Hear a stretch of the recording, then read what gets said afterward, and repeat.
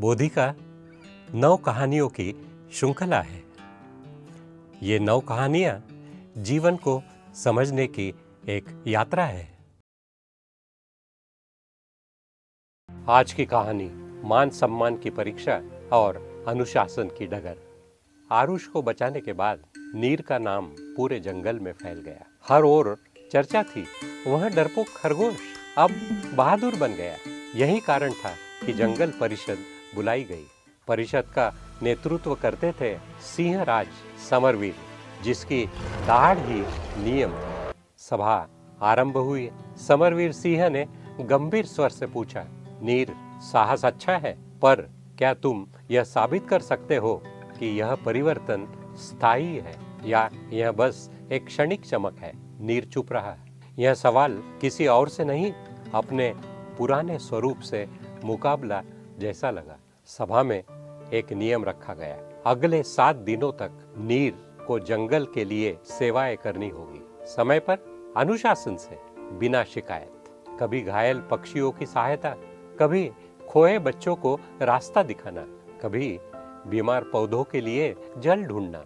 हर दिन उसका साहस नहीं, उसका अनुशासन परखा जाना था। पहले दिन बारिश थी, तेज, निष्ठुर और तूफानी।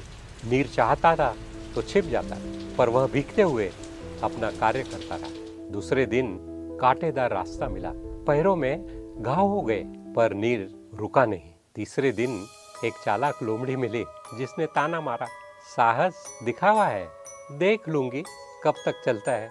नीर ने मुस्कुराकर बस इतना कहा, दिखावा नहीं करता, निभाता हूँ। धीरे धीरे जंगल में नजरें बदलने लगी।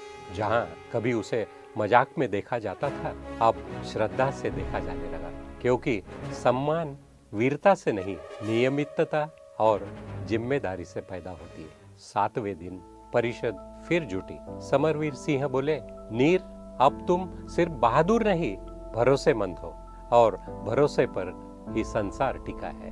सभा में तालियों की गड़गड़ाहट गूंज उठी, पर ठीक उसी क्षण एक हिरन दौड़ता आया, घबराहट में कांपता हुआ। संकट, बड़ा संकट, जंगल के बाहर से खतरा आ रहा है। सभी सन्न रह गए। नीर ने पहली बार महसूस किया, साहस उसे यहाँ तक लाया था, पर अब उसे नेतृत्व की जरूरत। अब क्या नीर नेतृत्व की भूमिका उठाने को तैयार है? क्या अकेला साहस और अनुशासन आने वाले तूफान को रोक पाएगा, या अब उसे पूरी जंगल को साथ खड़ा करना होगा?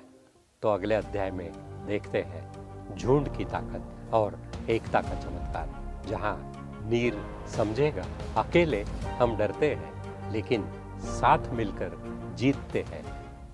अगली कहानी अगले सबक के साथ।